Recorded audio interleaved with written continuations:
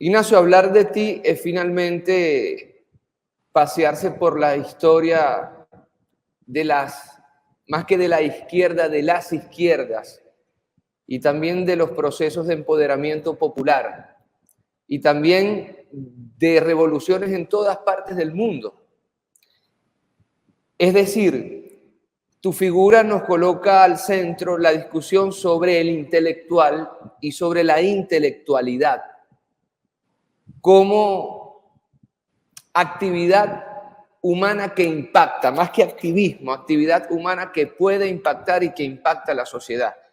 Por lo cual yo quisiera, con tu permiso, pasearme por la geografía espacio-temporal de tu quehacer intelectual, y debo comenzar efectivamente por la escuela francesa. Tú eres hijo de la escuela pública francesa, una escuela colonial, hay que decirlo, pero también una escuela que te dejó muchísimo, ¿no? Y que te terminó finalmente llevando de África a Francia. ¿Me puedes hablar de esos primeros años y de la ebullición que encontraste más tarde en esa París, en esa Francia de los años 70?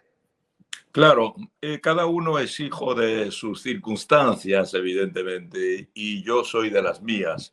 Mis circunstancias son esencialmente la política, por razón evidente, porque desde muy pequeño, al nacer después de la Guerra de España, la Guerra Civil Española, que afectó evidentemente mucho a mis padres. Mi padre combatió en la guerra civil española y mi madre era dirigente sindicalista en una fábrica. Por consiguiente,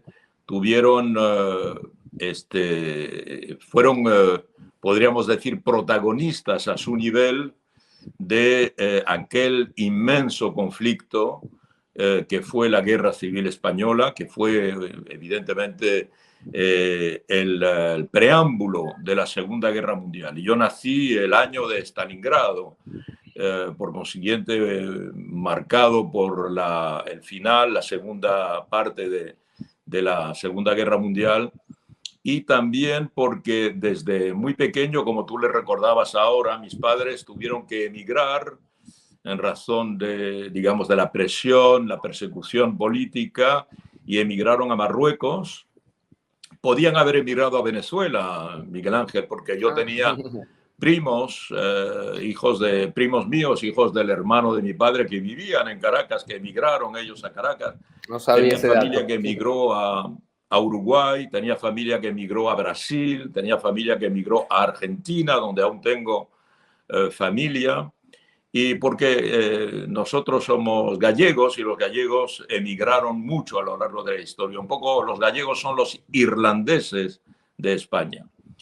Y por consiguiente, por otra parte, emigraron a Marruecos, y Marruecos era un país colonizado en aquel momento. El norte estaba colonizado por el régimen militarista, fascista de Franco, y el sur estaba colonizado por Francia desde hacía pues ya medio siglo. Entonces, efectivamente me crié en ese Marruecos, confrontado con la política, la resistencia contra la colonización. Mis padres obviamente eran anticolonización, mi padre era ferozmente en favor de la independencia de Marruecos. Y efectivamente de pequeño fui a la escuela francesa en Mequinez. Yo vivía en Mequinez, y la escuela francesa era una escuela laica, no era una escuela religiosa como lo era obligatoriamente la escuela española, en la medida en que el fascismo español tuvo un carácter de catolicismo, católico nacionalismo o fascismo católico. La Iglesia estaba muy implicada en las características del régimen fascista que instauró Franco en 1939.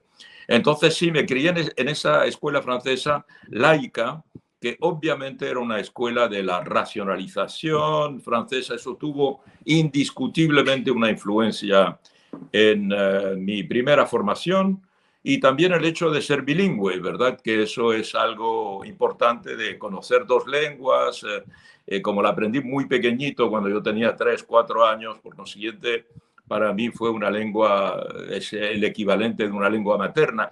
Y me crié en 3 lenguas, querido Miguel Ángel, porque mis padres en el interior del hogar hablaban gallego entre ellos. Gallego es una Claro, especie de portugués, digamos, próximo del portugués, el del brasileño.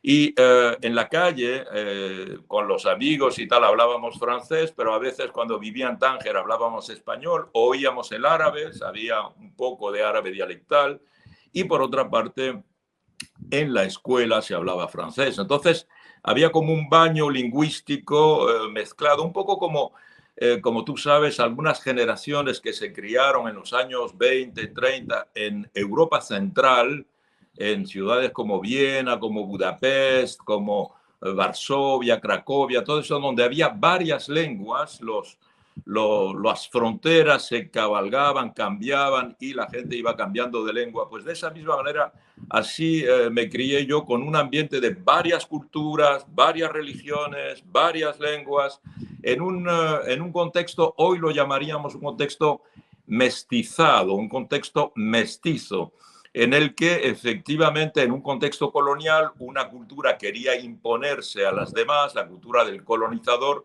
pero el colonizador siempre es minoritario, tiene que imponer su cultura por la violencia, mientras que el colonizado es mayoritario y su resistencia, aunque sea pasiva, es muy importante.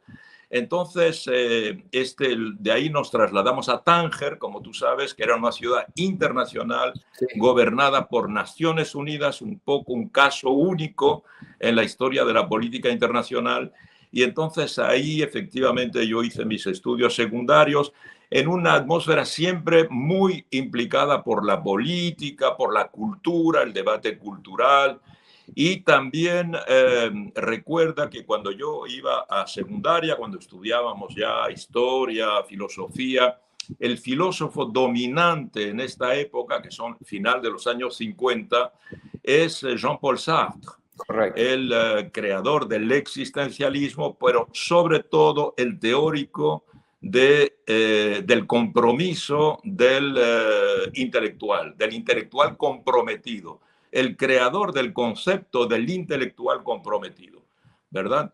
Que se elabora, evidentemente Sartre lo elabora en sus obras de teatro, en sus textos filosóficos, sobre todo en función de la situación de Francia al final de la guerra, Francia que fue ocupada por los nazis y por otra parte también tuvo un sistema político que colaboró con lo que se llamó la colaboración.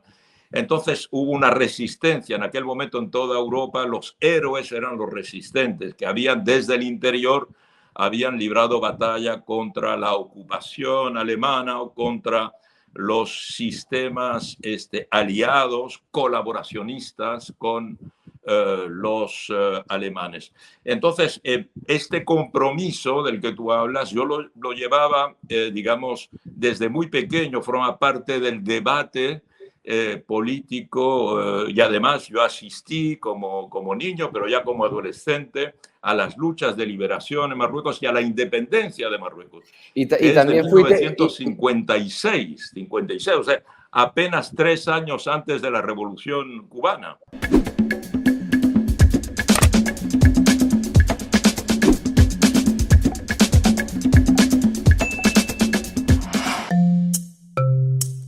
laiguana.tv, la verdad hecha tendencia.